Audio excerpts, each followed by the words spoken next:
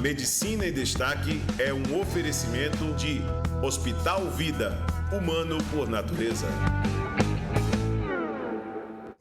Olá, nós estamos no ar, o programa Medicina em Destaque, mais uma vez aqui na TV Mar, canal 525 da NET, trazendo personagens que fazem a história da medicina aqui em Alagoas. Dessa vez, nós estamos aqui com o presidente do Sindicato dos Médicos, né? Vocês estão sabendo que nesses dias deu andamento e chegou numa fase exitosa que é o plano de cargos e salário.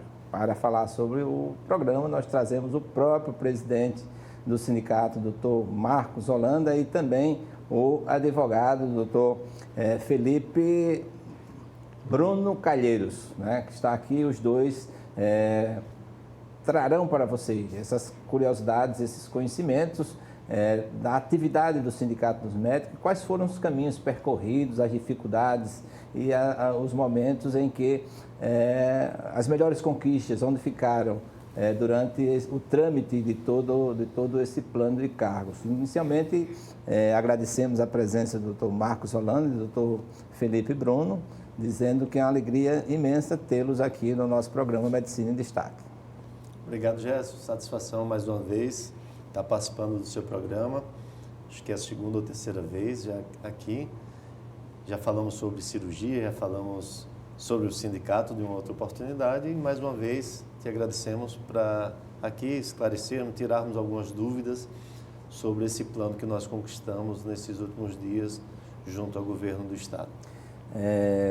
O telespectador é sempre curioso, porque ele conhece essas instituições. Por exemplo, existe a Sociedade de Medicina, que é uma instituição que aglomera as especialidades médicas. Nós temos o Conselho Regional de Medicina, que ele tem a tripla função de juiz, de administrativo e pedagógica também. Quais as atribuições de um sindicato e que um pouquinho dessa história do sindicalismo aqui em Alagoas, Sindicato dos Médicos, né? Então, Gerson, o nosso sindicato é da década de 70, né? Final da década de 70. Teve já o professor Luiz Alberto, acho que esse foi o nosso primeiro presidente do sindicato. E de lá para cá tiveram vários. Outros com gestão mais longa, outros com gestão mais curta, mas com vários que participaram na ajuda de construir um sindicato mais forte, de agregar a classe médica, né? Porque o sindicato tem essa função, a função principal do sindicato é a defesa do médico, né? E a conquista de planos de cargos e salários, a defesa do salário do médico, a busca em melhorar esses valores, né, do trabalho do médico. E assim, termina que muitas das vezes a gente participando com os gestores na questão da melhora da qualidade para que o médico possa desempenhar as suas atividades. A gente sabe que o CRM tem essa atividade, tem essa prerrogativa, mas chega muita demanda para a gente e a gente não esconde. Nós vamos. E muitas das vezes nós convidamos ou denunciamos ao CRM algumas coisas que estejam de erradas em hospitais, em algumas estruturas que não estejam condizentes com o nosso trabalho. É só a título de informação de que cada instituição destas tem as suas funções. Na verdade, o Conselho Regional de Medicina está mais para atender a demanda da sociedade, né? Sim. E o sindicato mais a demanda dos profissionais que são sindicalizados. E aí vem a pergunta para o Dr. Felipe Bruno, né? Como o operador do direito e quais atua dentro do sindicato, quais as principais demandas ou quais os litígios que mais tipificam na atuação do profissional do direito dentro do sindicato? Bom dia, Gerson, a todo o seu público também qualificado aqui da TV Mar. Olha, a gente atende no sindicato eminentemente um público mais de médico servidor, né? Dentro do nosso quadro de filiados, a boa parte dos nossos filiados são são médicos servidores públicos, seja do Estado, seja do município de Maceió. Então, dentre as demandas que a gente mais acolhe lá no sindicato, estão as questões envolvendo vantagens, remuneração do servidor, uma outra verba que a gente discute, né? E sempre tentando conquistar uma melhora, um remuneratório para os médicos. Mas nós vivemos também um período, uma época de massificação de demandas contra médicos, né? No judiciário, seja no judiciário, também no conselho, no CRM. Então, a gente também tem recebido bastante demandas relacionadas a isso aí, sobretudo de pacientes, usuários do SUS, né, que são assistidos pela justiça gratuita, que demandam sobre a proteção da justiça gratuita. Então, assim, não tem o encargo de pagar custas iniciais. Quando perdem, também não sofrem os encargos dos honorários de sucumbência. Então, os riscos são muito diminuídos para quem tutela, para quem aciona o judiciário sobre a tutela da justiça gratuita, né? Então, tem crescido bastante os processos contra os médicos e, assim, se eu fosse enumerar aqui uma grande vantagem do médico no sindicato, de ser sindicalizado, de ser filiado ao sindicato dos médicos, talvez seja isso, de você ter acesso a uma assistência jurídica do sindicato, pelo corpo jurídico do sindicato, em todas essas demandas que você possa vir a responder. E, assim, só a título ilustrativo, grande parte dessas demandas já tem números até que foram publicados pelo Superior Tribunal de Justiça. Em boa parte dessas demandas, o médico tem razão. Cerca de 70% dessas demandas, o médico tem razão. Mas, mesmo assim, tem que contratar advogado, tem que despender com custos do processo, né? E, estando no sindicato, ele pode, de certa forma, amenizar um pouco todo esse transtorno e ter uma assistência mais segura. É verdade, assim, as pessoas se tornaram hoje, com as redes sociais, as pessoas se tornaram mais litigiosas, não é? E, de repente, o que chamavam aquilo de advogados de porta de cadeia, hoje é advogado de porta de hospital, ou seja, alguém vai ser aplicado nele uma injeção, se sangrou um pouquinho, se foi um erro, aquela instituição tem que responder por isso. Mas, doutor Bruno, vale salientar que muitas vezes o próprio médico sindicalizado não sabe dessa estrutura oferecida pelo Sindicato dos Médicos a ele, não é? Quando há uma denúncia, ele recebe uma denúncia lá pelo CRM, ele vai constituir um advogado, mas é bom informar de que fui agora, tive o conhecimento com o doutor Marcos Holanda, não é só o senhor que atua lá, né? Isso, nós temos um corpo jurídico que foi ampliado lá no sindicato, né? Nós criamos áreas de especialização, nós temos advogados especializados em direito público, em direito previdenciário, em direito médico, direito civil também, justamente para dar uma proteção e prestar um serviço mais completo para os sindicalizados, né? E até sobre essa questão que o senhor estava falando, doutor Gerson, o médico realmente ficou com essa pecha, né, de segurador universal. Qualquer coisa que acontece no procedimento, no atendimento, que foge um pouco do resultado almejado pelos pacientes, a culpa sempre é voltada para o médico, né? E a gente sabe que médico não tem esse poder, essa prerrogativa de segurador universal. Afinal, médico não é Deus, né? Verdade. Então, às vezes tem uma causa natural, às vezes um fato de terceiro, um fato exclusivo até da vítima, que contribui para aquele resultado indesejado, e o evento às vezes não tem nada a ver com a conduta, seja ela comissiva ou omissiva do médico, mas as pessoas às vezes até por uma falta de diálogo com o médico, é uma questão que a gente recomenda muito e orienta, né? Sempre manter o diálogo com o paciente, com a família, para esclarecer, para acabar com algum ruído, de repente, nessa comunicação, e evitar demandas, evitar transtornos, né, até psicológicos, de uma demanda judicial ou no âmbito ético lá do Conselho Regional de Medicina. E é uma questão também que a gente sempre levanta.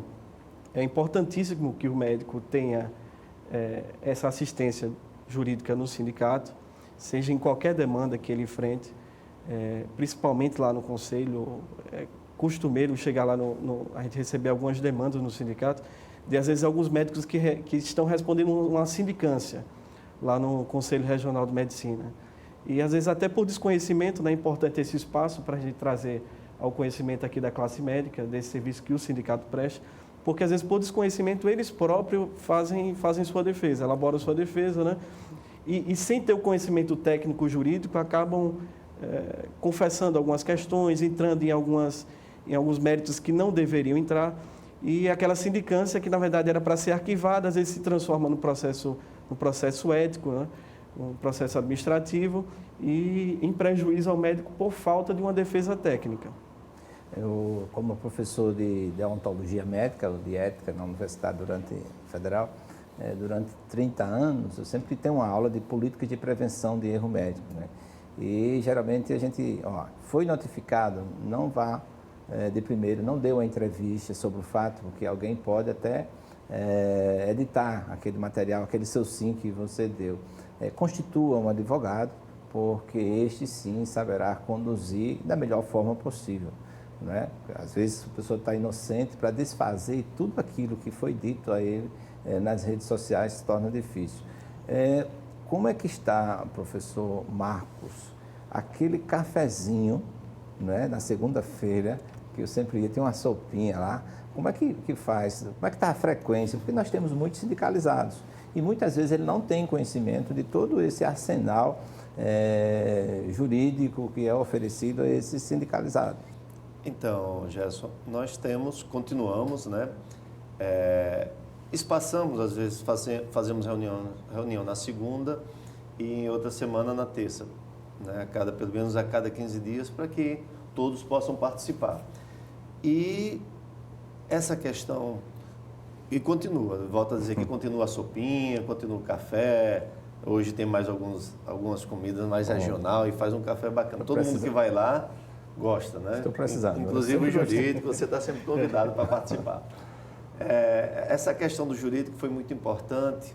Eu digo que a que desempenhava anteriormente, desempenhou durante muitos anos, mas nós fomos ao longo e saímos de um advogado para 4, né, com quase os mesmos valores de atividades já exercidas lá dentro.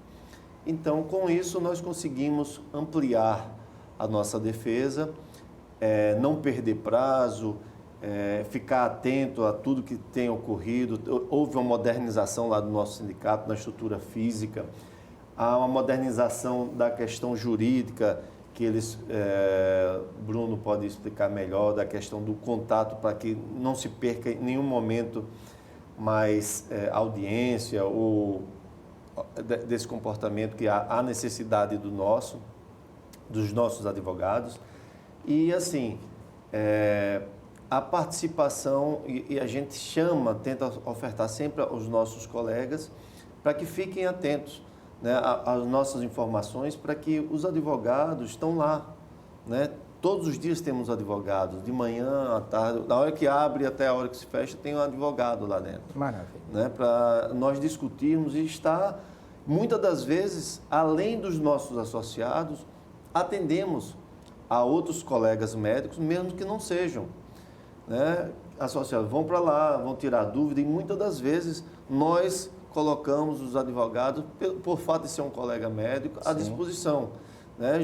Já teve caso de nossos advogados irem para a delegacia, porque o delegado mandou chamar de uma forma, do nosso entendimento, arbitrária, né? Porque queria passar na frente, ou teve um atendimento em relação a isso, e chamou lá mais 4 colegas médicos para a delegacia de polícia, e esses 4 colegas não tinham nenhum, havia apenas um. Nós colocamos o advogado e ficou à disposição sábado e domingo.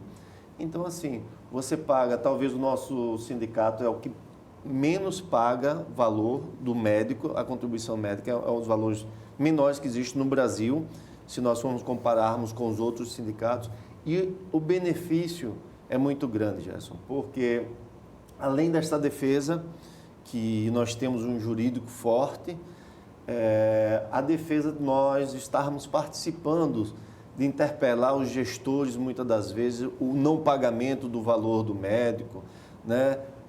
por que um valor tão baixo, né? E tantas demandas que chegam que nós tentamos sempre resolver. Eu lembro muito bem quando eu era diretor, pedi demissão lá no IMEB, e por conta de um pleito que eu não poderia, na condição, ficar lá, apesar de que poderia colocar na mão dos outros. Não, mas eu entreguei o meu cargo e nós fomos para a luta. O doutor Wellington Galvão, o desembargador, mandou prender o mesmo. Aí não ficou um legista sem comparecer lá junto com ele, todos. Aí ele percebeu o que tinha feito e disse, não, era só para assinar essa notificação aqui, e liberou o doutor Wellington. Mas se for ficar atrás das grades, todos nós ficaremos. Foi muito importante isso. A gente diz que a deflagração de uma greve, ou um movimento paredista, ele vem da classe médica juntamente com o sindicato. O sindicato deflagra, mas a classe tem que requerer e tem que pedir para poder participar, porque senão o sindicato fica sem voz, né? Então, tem que ter a participação ativa de todos os colegas para isso. Alguns secretários na época ligavam para nós, dando apoio. Olha, não é hora de parar a greve. Não. Liguei para o presidente da Assembleia, também, eu e Dilma juntos, né? Nós ligamos e dizemos, amanhã, 8 horas, a gente assina e etc. E foi muito bom, né? Bom, assim, lamentavelmente, alguns corpos deixaram de ser periciados. Aconteceu mais um erro, que foi mandar sepultar. Não era para o juiz proibir o sepultamento para que nós fizéssemos, mas eles deixaram que os familiares fizessem o sepultamento. Bom, doutor Marcos Holanda, o seu papel aqui hoje é explicar, né, todo esse trâmite, como é que foi esse caminhar da elaboração e chegar nessa fase tão exitosa do plano de cargo e salário da atividade médica no nosso estado. Gerson, muito boa pergunta, porque, como eu falei na Assembleia passada, quando entrei no sindicato, eu tinha um sonho de tornar realidade que fosse o plano de cargo e salário dos médicos, porque nós tínhamos gratificações e que eu sempre me preocupei, porque quando você está no início, você não olha muito lá para a sua aposentadoria,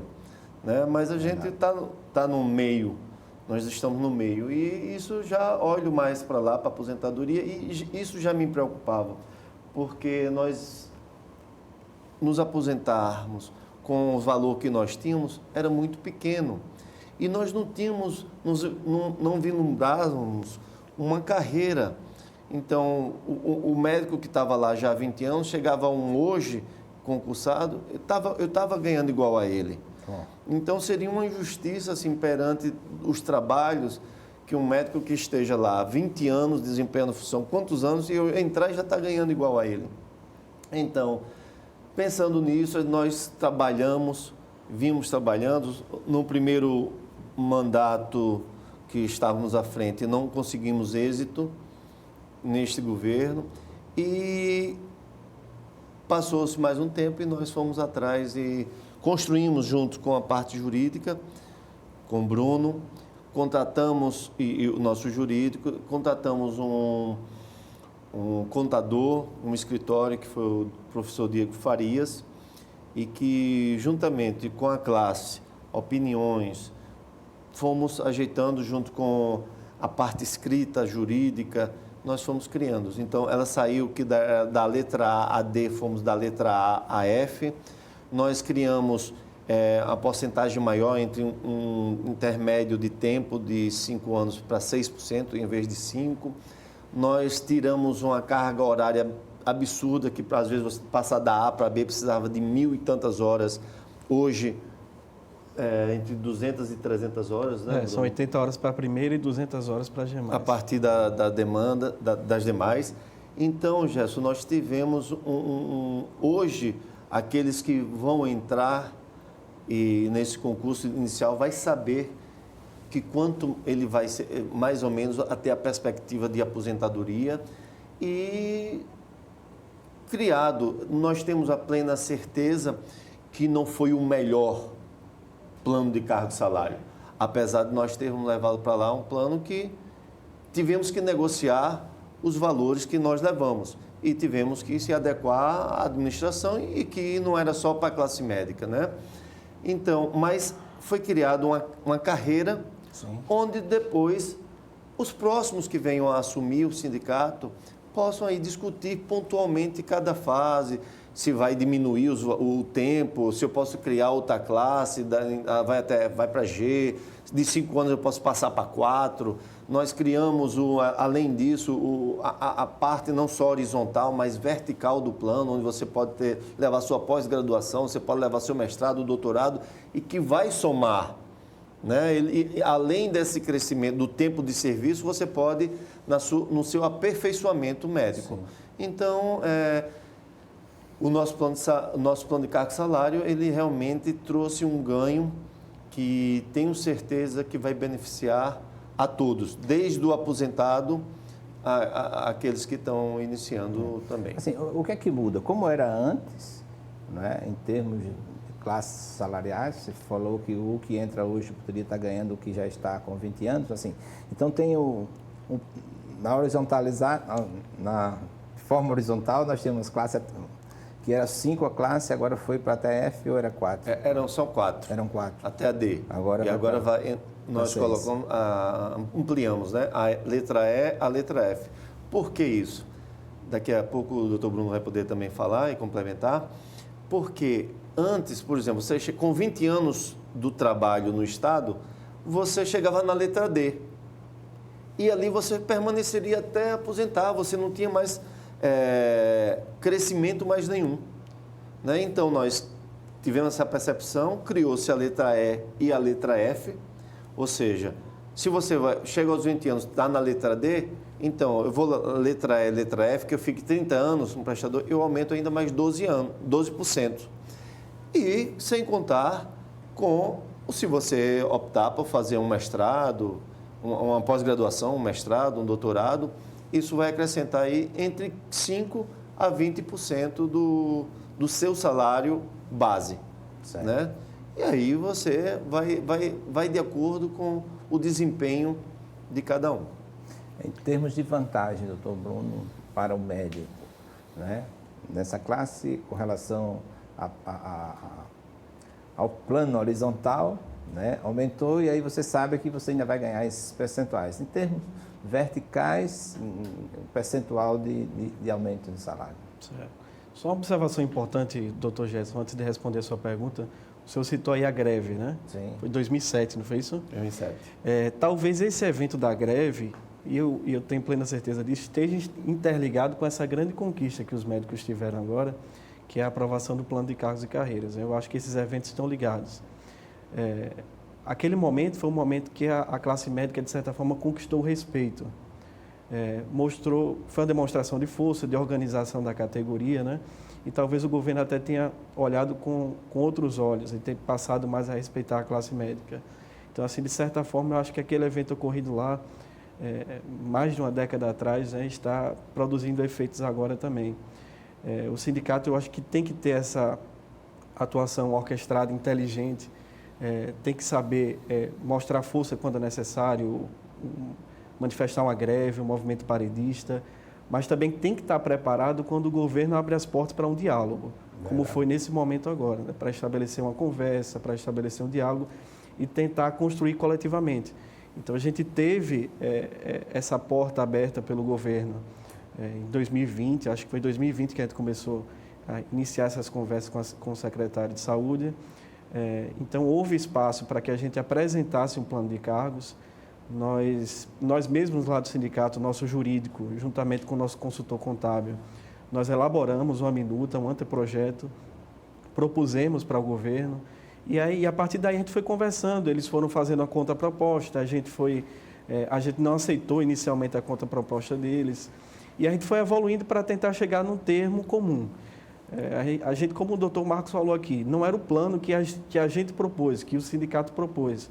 Mas a gente também tem que entender o momento que o Estado vive. A gente mora num Estado pobre do Nordeste. A gente sabe que tem lei de responsabilidade fiscal, tem limite de gasto com o pessoal. A gente sabe que a reestruturação do plano de cargos não foi só para os médicos, outras áreas também foram atendidas. Então, entendendo todo esse contexto, todo esse cenário, dá sim para a gente falar que esse plano de cargos foi uma grande conquista, uma conquista histórica da classe médica. Nós estamos dando para os médicos servidores do Estado de Alagoas uma carreira de Estado com regras claras, objetivas, de ascensão na carreira. Como o doutor Marcos falou aqui, anteriormente os médicos só tinham evolução de classe, só tinha a possibilidade de evoluir na carreira, de progredir, mudando de classe, a chamada progressão das letras, né? Que ia da classe A até a classe D. E para isso o médico precisaria demonstrar um interstício, um tempo de serviço de 5 anos na classe que estava, e ainda precisaria apresentar um número de horas em curso de capacitação. Mas aí houve um problema, talvez um erro material na publicação da lei anterior, que estabeleceu a carreira médica, porque era exigido dos médicos o número de horas de curso de capacitação absurdo, que se tornava impraticável, inexequível. Muitos médicos hoje estão na classe A, muito embora tenham 20, 25 anos de serviço no Estado, em função desse erro material na lei lá de 2006. Então, assim, foi uma distorção que foi corrigida agora no plano de cargos. Para o médico agora progredir de classe, ele vai precisar, na primeira progressão, 80 horas de curso de capacitação, além dos 5 anos de interstício. E a partir da segunda progressão, é exigido 200 horas apenas de curso de capacitação. Além disso, a gente estabeleceu mais 2 classes, além da D. O médico vai ter a progressão, vai ter uma extensão maior na carreira. Agora ele pode progredir para a classe E e para a classe F também. Além disso, nós estabelecemos a possibilidade da progressão de nível, onde o médico vai poder juntar títulos de especialização, mestrado e doutorado, e em razão desses títulos, obter uma vantagem remuneratória, um acréscimo remuneratório no seu subsídio.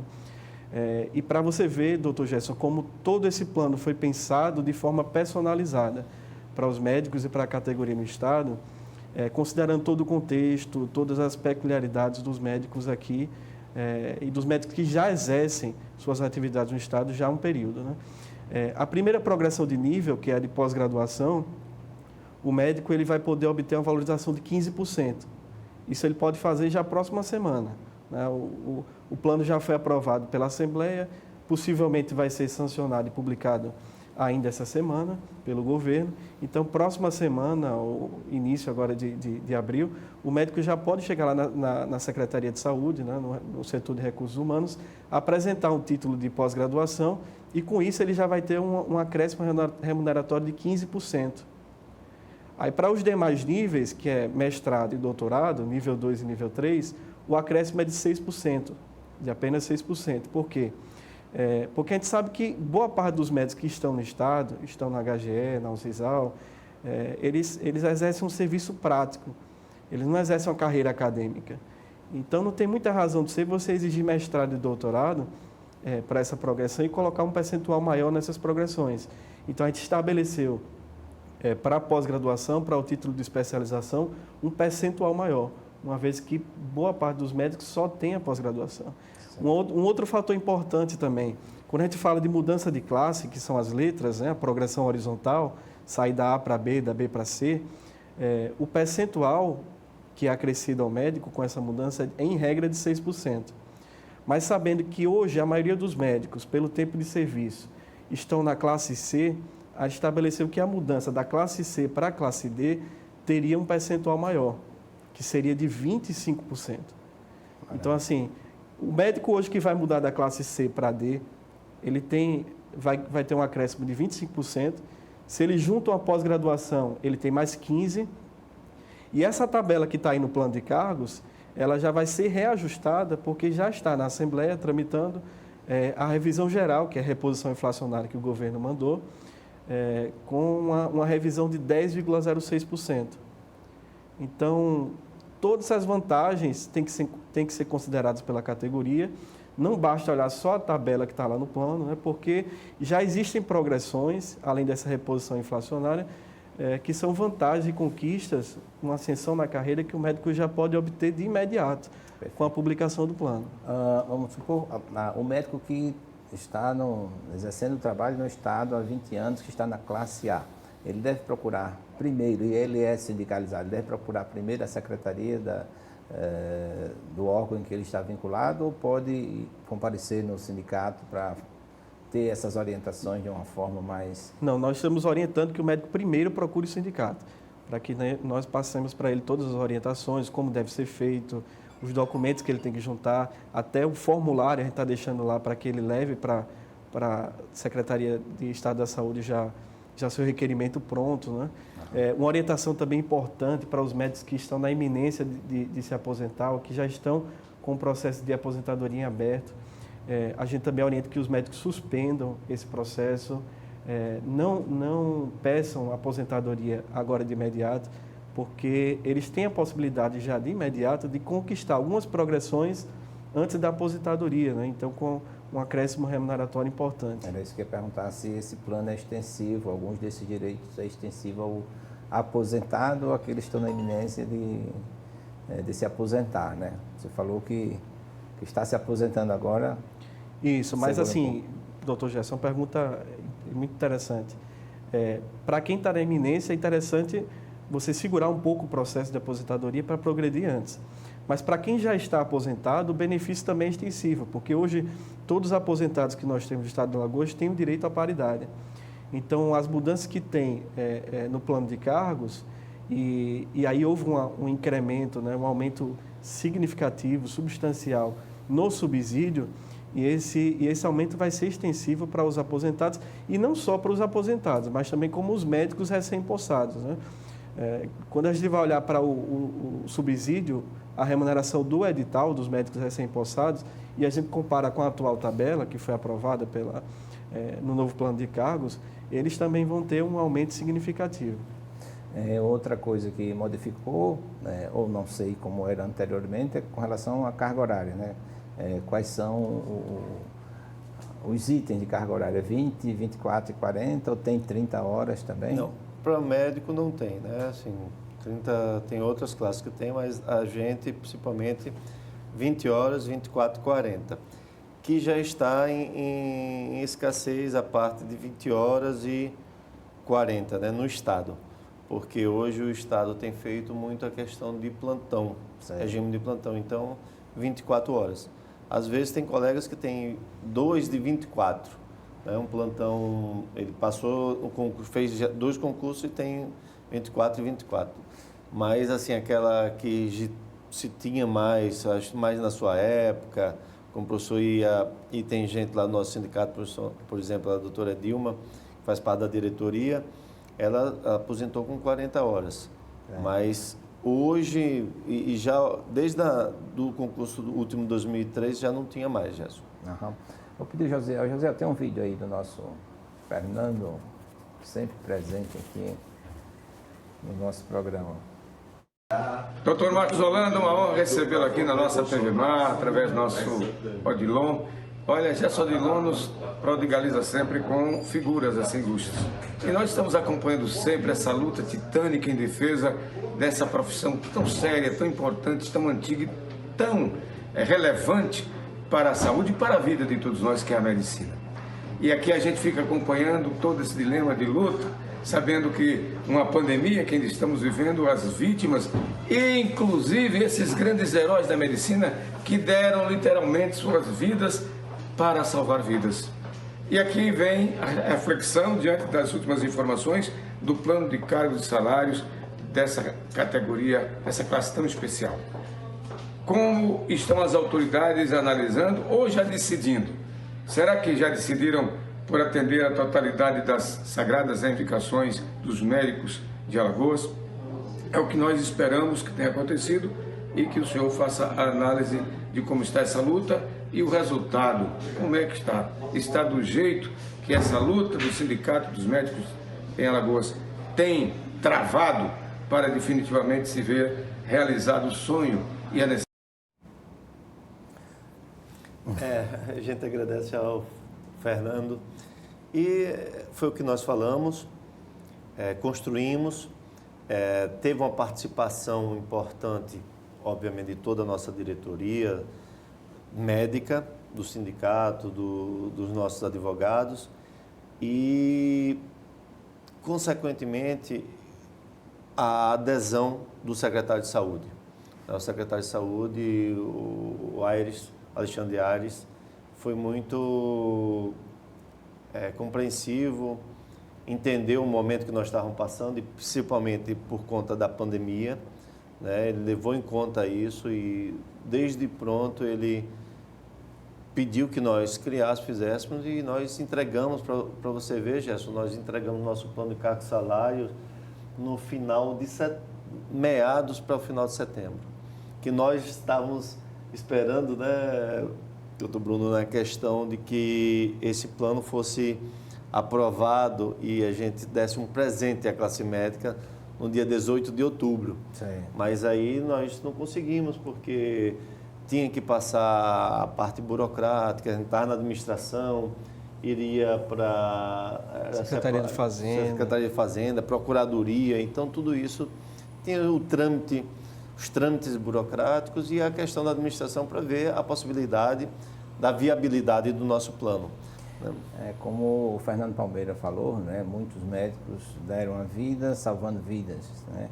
E realmente, essa época de pandemia, muitos colegas, né, tombaram diante de fazer a sua vida, não é? Inteiramente, esta oração, que eu gosto muito disso, essa oração em defesa da medicina. Muitos médicos ficaram sem ver os filhos. Ainda tem hoje médico que não está ainda se encontrando, talvez essa semana agora com a liberação das máscaras, se encontrando com os pais, com os avós, né? Então, é um profissional que, após o juramento, se dedica inteiramente à saúde e a salvar vidas desses profissionais. Bom, foi aprovado na Assembleia, será sancionado pelo governador. Isso é uma parte que diz respeito às questões salariais. Estruturas de trabalho, porque uma coisa é você ter os recursos humanos e outra coisa, recursos materiais para o bom exercício da medicina. Obviamente, deixar, diz um artigo do Código de Ética, o médico de denunciar, isso é uma infração ética, deixar de denunciar as más condições de trabalho, né? Como é que estão as condições de trabalho, principalmente a disponibilidade de profissionais? Tem algumas instituições que têm, por exemplo, um pediatra. Imagine se você pega um quadro lá de uma criança que chega com uma patologia, onde você tem que permanecer junto a ele, fica os outros demais sem essa assistência. Como é que está um perfil, como o sindicato vê, sob a ótica do sindicato, essas questões de estruturas e ambientes de trabalho? Gerson, sou de uma geração que eu acredito que nós tivemos momentos muito piores. Nós estamos vivenciando momentos positivos, no meu ponto de vista, e tenho certeza que também de todos do sindicato, porque foi criado e nunca nesse estado, eu estou beirando os 50 anos, e eu nunca vi a construção de tantos hospitais e funcionando, e UPAs funcionando. O que eu posso dizer, obviamente, que o sindicato ele não anda de braços dados com gestores, não é a nossa função. Nós tivemos momentos, estamos vivenciando essa questão do plano de cargo e muitas coisas que nós falamos, levamos ao secretário, nós fomos atendidos. Mas na hora de criticar, o sindicato ele é independente para isso. Mas o sindicato não pode deixar de reconhecer o que foi feito, né? Agora, existe uma precariedade que todos nós conhecemos, que é dentro, hoje, que ainda nos incomoda muito, o Hospital Geral do Estado, o nosso HGE, que eu me sinto da nossa casa, apesar de participar em outro hospital novo que está aí. Existe ainda uma dificuldade, ainda talvez de gestor, talvez quando existe mais uma independência do gestor das unidades, eu acho que as coisas possam caminhar melhor, porque há uma demanda burocrática grande ainda, Gerson, da falta. Às vezes você comprar medicações baratas, de fraldas, vou botar um outro, que não seja às vezes nem da funcionalidade de atuar do ponto de vista, às vezes você tem um antibiótico de última geração, o imipenem, e você falta, às vezes, uma dipirona, que custa, sei lá, R$2, R$1. Quer dizer, e às vezes, seria muito mais fácil, talvez, uma gestão ali independente para que essas coisas pudessem funcionar. E sem contar, muitas das vezes, superlotação, que isso também diminuiu bastante. Com essa questão das UPAs, você começou as pessoas também procurarem e deixar o HGE para um atendimento realmente de urgência e emergência.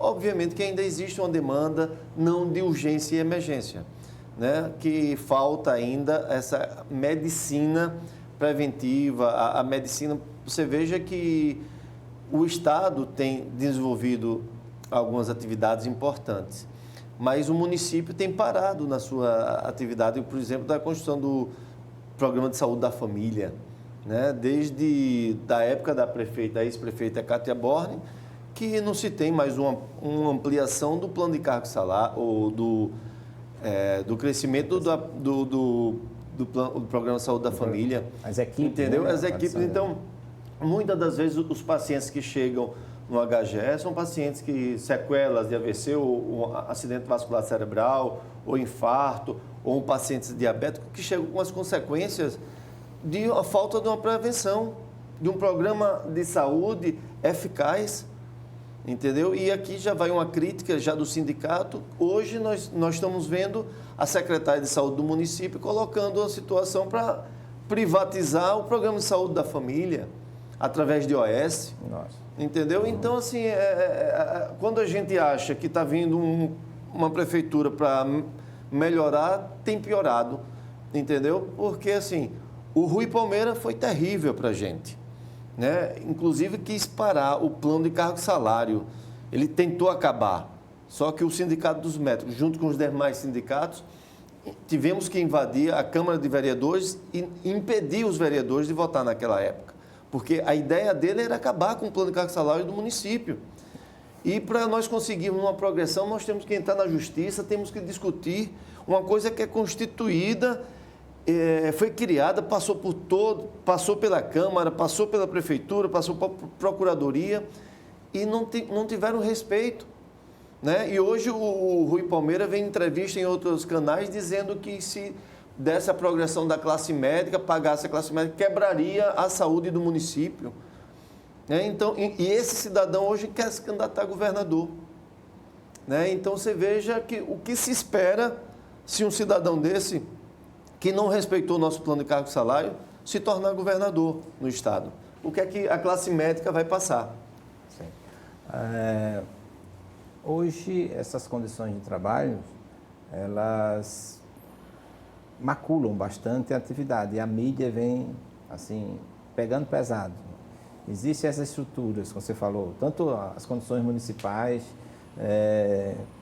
muitas vezes a ambulância, né, a SAMU é o melhor médico de uma cidade do interior, que pega unidade de emergência, essa sobrecarga da unidade de emergência. Então, 2 pontos de Aquiles, assim, 2 tendões, a unidade de emergência e Santa Mônica, né? Hoje, que nota você daria para esses atendimentos nessas 2 instituições? Porque é onde se chama mais atenção, onde a mídia descarrega toda a sua força exatamente em cima dessas instituições. O que é que precisa mais?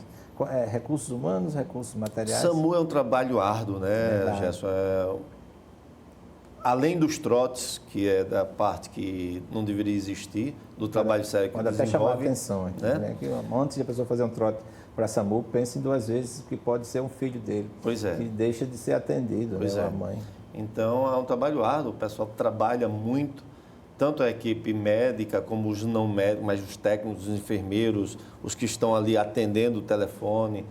E é um trabalho que foi desenvolvido lá atrás, o governo, acho que talvez em 2002, 2003, 2004, foi quando se criou o SAMU, e veio crescendo a organização. A regulação de leito é que nós estamos agora começando a caminhar para isso, para não ficar uma coisa, porque tudo era carregado e desembocado dentro do Hospital Geral do Estado. E não tinha, o Hospital Geral é um hospital terciário, tem que receber todos. Hoje, pelo menos, tem uma regulação. Você, pelo menos, vou transferir um paciente da UPA, quer uma vaga no HGE, se liga, procura ver o que é que se tem, o que é que apresenta, porque muitas das vezes chegava casos muito simples, onde as UPAs ou os hospitais dos interiores precisariam atender, porque recebem verba para isso, era para ter médico lá, muitas das vezes não tinham, para que possa desempenhar a função, e muitas das vezes chegava um monte de coisa, montes de pacientes, sem precisar ter um atendimento, sem precisar ir para um hospital de urgência e emergência. E com as UPAs isso facilita. Sem contar, Gerson, que assim, eu volto a dizer, o nosso HGE ainda tem muito a melhorar, tem muito. Mas assim, ainda é o hospital, eu digo sempre aos meus alunos, que se no HGE não resolver, dificilmente em outro lugar resolverá. Porque lá nós temos os profissionais mais adequados, mais rápidos, entendeu? Desde o técnico de enfermagem, desde os maqueiros, desde os vigilantes. O pessoal parece que veste aquilo ali e são treinados. Acho que já começou. Você não demora muito para você estar aqui, tá dentro de um paciente dentro do centro cirúrgico operando. Que eu estou puxando sardinha aqui para o meu lado, né? Como cirurgião. Mas os clínicos que estão lá da área vermelha são clínicos altamente capacitados, e eu não canso de elogiar os colegas de lá, porque desempenham a função adequada, com honradez, com dedicação, entendeu? E estão lá para resolver. Ali é o hospital que, assim, é a nossa escola e de grande resolutilidade, entendeu? De grande resolutilidade. Agora, tem muito a que melhorar. O gestor que bem soubesse estaria junto ali com o HGE para estar sempre dando o melhor, não deixar faltar absolutamente nada, entendeu? Para que isso aí fosse chegou urgência e emergência, porque somos nós, Gerson. Somos nós. Porque é a questão de um filho nosso que esteja aí, um acidente automobilístico, se tiver desacordado, a primeiro lugar é lá. No lugar da emergência, porque né? Às vezes você vai para um plano de saúde lá, não está com a estrutura preparada, com neurocirurgião, com cirurgião plástico, urologista. Um vascular lá de plantão. Eu trabalho em 2 instituições privadas, mas eu tenho certeza que, assim, e os meus colegas entendem que o atendimento de maior rapidez, onde pode a gente atender, de um otorrino que está sobre aviso, chega rápido, de um oftalmologista que chega rápido, do vascular, do neurocirurgião que está presente, do cirurgião geral que está presente, dos clínicos em todas as especialidades, o cardiologista, a hemodinâmica. Então, dentro da estrutura do Hospital Geral do Estado, você tem tudo. Dê condições para que a gente possa atuar, que não precisa fazer nada, dê as condições para os médicos, do bem-estar dele, e que não falte. Vai virar mil maravilhas, pode ter certeza. Como disse o filósofo, deu uma pedra e um pau e um ponto de apoio que nós moveremos o mundo. Filipe, 2 minutos restam aqui para nós terminarmos. Umas considerações finais do que o sindicato, em termos jurídicos, pode oferecer aos seus sindicalizados e à classe médica de uma forma geral. Em seguida, o Marcos Holanda fará a consideração, até porque nós vamos ter nessa semana aqui uma novidade do sindicato no nosso programa Medicina em Destaque. Se quiser considerar isso, com certeza. Bom, Gerson, muito obrigado pelo espaço, né, pelo convite. É uma oportunidade muito interessante a gente esclarecer alguns pontos do plano de cargos aqui, não só do plano de cargos, mas da atuação do sindicato de uma forma geral. Mencionar também que nós estamos muito felizes de participar desse momento histórico para a classe médica do Estado de Alagoas, com a aprovação do plano de cargos, uma carreira de Estado para os médicos servidores. Lá no sindicato, além de toda essa atuação jurídica que nós temos nos processos éticos de responsabilização civil, esse apoio que nós podemos dar para os médicos também, servidores públicos, esse trabalho que a gente fez agora para o Estado de Alagoas, né, de estruturação de um plano de cargos, de propositura, de apresentação de um plano de cargos para os gestores, a gente também tem feito e tem passado a fazer para alguns municípios do interior do Estado, isso aí também é importante. Então, o médico que é servidor filiado dos municípios, notadamente do interior do Estado, que ainda não tem um plano, no sindicato a gente pode desenvolver esse trabalho e também pode auxiliar os médicos, trabalhando em conjunto também com a gestão. Então, toda essa atuação, qualquer processo, qualquer orientação jurídica que o médico precise e seja relacionado com o ofício, com o exercício da profissão, nós lá no sindicato, juntamente com os meus colegas, o doutor Edinaldo Maiorano, a doutora Thaisa Gameleira, a doutora Renata Almeida, cada um no setor específico, no ramo do direito, na área de especialização, nós estaremos prontos para acolher e para orientar e dar a melhor assistência possível. Doutor Marcos, agradecemos ao senhor, doutor Felipe Bruno, por estar aqui no nosso programa Medicina em Destaque. Agradecemos você, telespectador, e telespectadores também, por estar aqui conosco. Agradecer o Fernando Palmeira por sua participação. Mas tem uma palavra-chave aqui para a gente terminar, né? Com relação ao sindicato, acho que nos pega de surpresa aqui dar essa informação. Então, nós somos participando desse programa já há algum tempo, né? Já, como falei, acho que é a terceira ou quarta vez, e aqui na TV Mar. E para nós seria uma satisfação de nós participarmos de uma forma efetiva no seu programa. Então, nós estamos levando isso para o jurídico e acredito que na próxima semana, junto com o administrativo, já haverá uma participação efetiva aqui semanalmente do sindicato no seu programa. Maravilha. Então, a gente agradece, assim, em nome da casa, TV Mar, doutor Fernando James também, agradece. E nós ficamos por aqui no dia de hoje. Fiquem certos que na próxima semana nós estaremos com Medicina em Destaque inteiramente aqui para você. Muito obrigado.